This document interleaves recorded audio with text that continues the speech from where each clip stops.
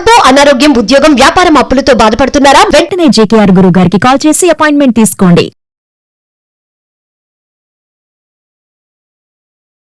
నమస్తే, welcome to Suman TV. ప్రస్తుతం మనతో పాటు law of attraction, money and life coach అయిన, అంతేకాకుండా ప్రశ్న శాస్త్రం, హస్త సాముద్రిక, ఇంకా పుట్టుమచ్చల శాస్త్రం ద్వారా జ్యోతిష్యం చెప్పబడే బహుముఖ ప్రజ్ఞాశాలి డాక్టర్ బ్రహ్మశ్రీ జేకేఆర్ గురువు గారు ఉన్నారు. వీరితో కొన్ని విషయాల్ని మనం ఈరోజు చర్చిద్దాం. నమస్కారం గురుగారు. నమస్కారం అమ్మా. గురుగారు, ఇప్పుడు మేనిఫెస్టేషన్ చేయాలి అండ్ అనుకున్నది ప్రతి ఒక్కటి జరగాలంటే, మేనిఫెస్టేషన్, విజువలైజేషన్ ఏది జరగాలన్నా యూనివర్స్ తో బాగా కనెక్ట్ అయ్యి ఉండాలి అని అంటుంటారు. అవునమ్మా.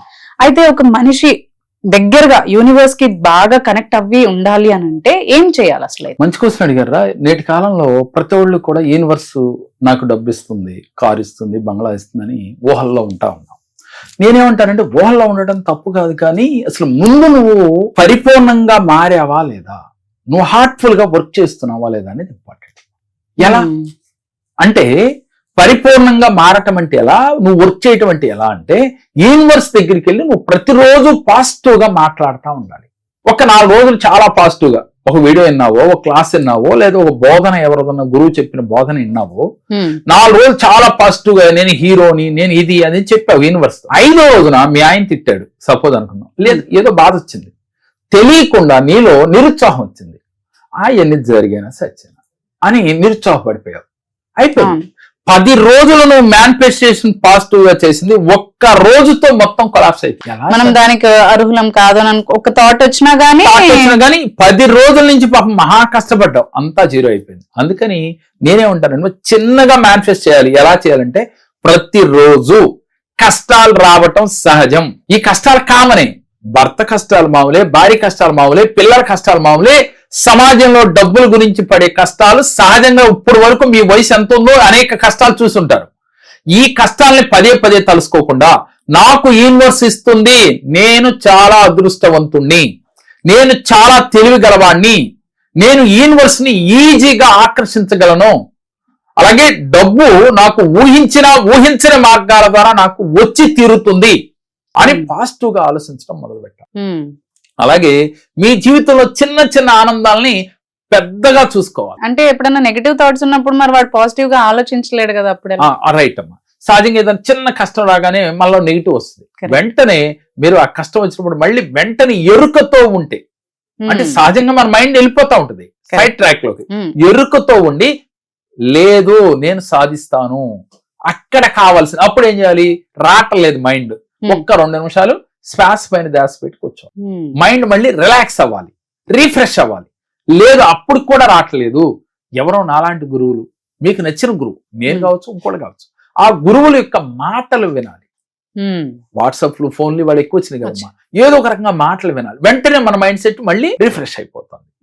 ఇలా మిమ్మల్ని మీరు ఆ థాట్ వచ్చినప్పుడు, నెగిటివ్ థాట్ ని, దాన్ని తప్పించుకోవటానికి ఏదో ఒక మార్గం. మనం ఏం చేసాం విన్నాళ్ళు, ఇలాంటి థాట్ నెగిటివ్ రాగానే ఒక ఫ్రెండ్కో, ఒక ఆత్మీయుడికో, బంధువుకో, అమ్మకో, నాన్నకో ఫోన్ చేసి వెంటనే షేర్ చేసేది. మీ మైండ్ చెడగొట్టుకుందా కాక వాళ్ళ మైండ్ కూడా చెడగొడతాం.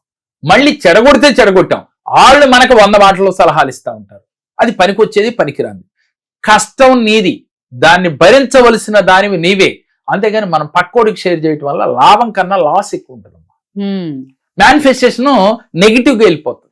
అప్పుడు నువ్వేం చేయాలంటే, నువ్వు నమ్మిన దైవాన్ని తలుసుకుని, కళ్ళు మూసుకుని, శ్వాస పైన ధ్యాస పెట్టి, నీ ఆత్మ పైన ఇక్కడ లెఫ్ట్ హార్ట్ పైన చేయబెట్టి మీ ఆత్మతో ఇలా చెప్పండి, నేను చాలా ధైర్యవంతుణ్ణి, నేను చాలా తెలివిగలవాణ్ణి, నేను చాలా అదృష్టవంతుణ్ణి, ఇలాంటి చిన్న చిన్న బాధలకి నేను భయపడను, నేను చాలా ధైర్యంగా ఉంటాను, వీటిని ఈజీగా నేను ఛేదిస్తాను అని మీ గుండె మీద మీరే, అంటే మీకు మీరే ధైర్యం చెప్పుకుంటాను.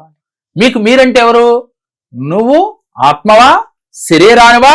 అసలు ఏంటి అని అంటే, నువ్వు ఆత్మవేనమ్మా, నీ శరీరం నీది కాదు, నీ ఆత్మ నీది కాదు. చివరికి వెళ్ళేటప్పుడు నీ ఆత్మని వేరే దోవలో వెళ్ళిపోద్ది, నీ శరీరం ఒక దోవలో వెళ్ళిపోద్ది, నీకంటూ ఏమి లేదు, ఇల్లు బంగ్లాలు ఏమి నీ కాదు. ఈ సత్యం నీకు తెలుసు కాబట్టి ఆ ఎరుకను వెంటనే మైండ్ లో తెచ్చుకోవాలి. అరే నాది ఏదీ కాదు కదా, నా భర్త అనేది ఈ శరీరానికి, నా పిల్లలు ఈ శరీరానికి, ఈ కష్టం నా శరీరానికి. కానీ నేనేమనుకుంటున్నాను, ఇవన్నీ నాయే, నా భర్త, నా పిల్లలు, నా బిల్డింగు, నా డబ్బు, ఏది నీది? ఈ శ్వాస ఆగితే నీదేది? ఆత్మరూపేణ ఆత్మ వెళ్ళిపోయింది, నీ శరీరం వేరే రూట్లోకి వెళ్ళిపోతుంది. వాస్తవం ప్రెసెంట్ ఏది ఉందో అదే అంతవరకు. అంతమట్టుకే కదా. ఈ సత్యాన్ని తెలుసుకోలేక ఈ చిన్న చిన్న అవమానాలకి ఎవరో నెగిటివ్ గా మాట్లాడానని, లేకపోతే భర్త నిందించాడని, భార్య తిట్టిందని మనం బాధపడాలా? లేదు, నేను బాధపడను అని మీ మైండ్ ని మీరు ట్యూన్ చేసుకో. చేంజ్ చేసుకో. ఎప్పుడైతే నీ గుండె మీద చేసుకుని లేదు నేను ధైర్యంగా ఉంటాను అని చెప్పి యూనివర్స్ తో ఇలా చెప్పండి. యూనివర్స్, నేను చాలా ధైర్యవంతుణ్ణి, నేను చాలా అదృష్టవంతుణ్ణి, నేను చాలా గొప్పవాడిని, నేను చాలా తెలివిగలవాడిని అని యూనివర్స్ తో చెప్పి మళ్ళా గుండె మీద చేసుకుని మీకు మీరు చెప్పుకోవాలి. అరే నువ్వు సామాన్యుడు కాదు, నువ్వు చాలా గొప్పవాడివి, నీలో దాగి ఉన్న అద్భుతాలు నువ్వు తెలుసుకోలేకపోతున్నావు, నువ్వు ఏదో చిన్నది వచ్చిందని బాధపడుతున్నావు, దానికి బాధపడకరా నీకు నువ్వు చెప్పుకోవాలి.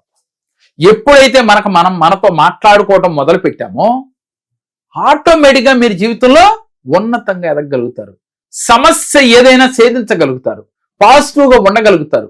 ఎప్పుడైతే మేనిఫెస్టేషన్ ఈజీగా జరుగుద్దమ్మా. మనిషికి తెలుసుకోవాల్సింది మీలో మీరు మాట్లాడుకునే స్థితి మీకు రావటం. మనం ఏం చేస్తాం, చిన్న ఖాళీ దొరికితే టీవీయో ఫోను ఈ రెండు లేకపోతే పక్కింటి ఆవిడతో ఎదురింటి ఆవిడతో ఏదో ఒక కబుర్లు చెప్తా ఉంటాం. అలా వద్దు, పని అయిపోయింది, పనేమి లేదు, చక్కగా కళ్ళు మూసుకుని ధ్యానం చేసి నీతో నువ్వు మాట్లాడుకో. నువ్వు ఆలోచించింది ఏంటింది అక్కడ, అది కరెక్టా అది రాంగ్ అని నీకు నువ్వు క్వశ్చన్ చేసుకుంటే, టీవీలో సీరియల్లో చూస్తారు కదా మనకి షాడో ఎదరకొచ్చి మాట్లాడుతూ ఉంటది, ఆ విధంగా మీలో మీరు మాట్లాడుకుంటూ ఉన్నారు. ఈ స్థితి మీకు వచ్చి నువ్వు చేసింది తప్పు అని మీ ఆత్మే మీకు చెప్తా ఉంటది, దాన్ని కరెక్ట్ చేసుకుని ఎలా ఉండాలో కూడా చెప్తా ఉంటది. అలా మీరు ట్రైనింగ్ అయి ప్రతిరోజు ప్రాక్టీస్ చేసుకుంటా ఉంటే చిన్న సమయం ఖాళీ వస్తే కళ్ళు మూసుకుని మీలో మీరు గమనిస్తూ ఉంటారు. అది ఫేస్ చేయకుండా డైవర్ట్ చేసుకోకుండా ఫేస్ చేయాలంటున్నారు. ఫేస్ చేయాలి, సమస్యని ఫేస్ చేయాలమ్మా. అప్పుడేమవుద్ది, ఆటోమేటిక్ గా సమస్య మన నుంచి దూరం అవుద్ది. మనం ఎప్పుడైతే పరిగెడుతున్నాం అనుకోరా, మనం రోడ్డు వెంబడి నడుస్తా ఉంటే ఒక కుక్క వెనకాల పడతా ఉందమ్మా, పరిగెడితే వెనకాల పడి కరిసే పరిస్థితి వస్తుంది, నిలబడితే ఆగిపోద్ది. మన ఆలోచనలు కూడా అంతే, పరిగెట్టిన కొద్దీ మన వెనకాల వస్తా ఉంటాయి. పరిగెట్టొద్దు, నిలబడండి, ఫేస్ చేయండి. అసలు నువ్వు నిజమా, ఈ సమస్య నిజమా, ఇది నేనే నిజంగా అన్నప్పుడు ఈ సమస్య నిజమా అని తెలుసుకోగలిగి మీరు శ్వాస పైన ధ్యాస పెట్టి ధ్యానం చేయగలిగితే రోజు ఒక అరగంట ఈజీగా మీ మేనిఫెస్టేషన్ ఊరికనే జరుగుద్దమ్మా. ఇలా అలవాటు చేసుకుని ఒక 41 రోజులు, అంటే 41 రోజులకి అవ్వలేదు, 90 రోజులు చేయండి, 100% జీవితంలో మీరు అనుకున్న గోల్స్ రీచ్ అవుతారు. అమ్మ ఎవరు తక్కువ కాదు, భూమి మీదకి అందరూ ఒకేలాగా పుట్టాం, కాకపోతే మనలో చేరిన అర్షడ్ వర్గాలు మనని అనుకున్న గోల్స్ రీచ్ అవ్వకుండా చేస్తా ఉన్నాయి. అలాగే మన చుట్టూ ఉన్న ఫ్రెండ్స్, అలాగే తల్లిదండ్రుల ప్రభావం, అలాగే ఇరుగు పొరుగు వారి ప్రభావం, మన ఆఫీస్ లో చేస్తున్నప్పుడు కొలీగ్స్ ప్రభావం మన మీద చాలా ఉంటదమ్మా. వాళ్ళ నెగిటివ్ చాలా ఉంటది, పాజిటివ్నెస్ తక్కువ ఉంటది, నెగిటివ్ ఎక్కువ మనం ఇన్ఫ్లుయెన్స్ ఉంటుంది మన మీద. కాబట్టి మనలో మనం మాట్లాడుకుంటే ఎవరి ఇన్ఫ్లుయెన్స్ మన మీద ఉండదు, మీ ఇన్ఫ్లుయెన్సే మీ మీద ఉంటది.